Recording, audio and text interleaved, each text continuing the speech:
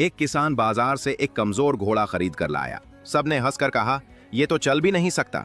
किसान मुस्कुराया और उसे अपने खेत के पास बांध दिया। रोजाना उसे सब्ज चारा, पानी और मोहब्बत देता रहा।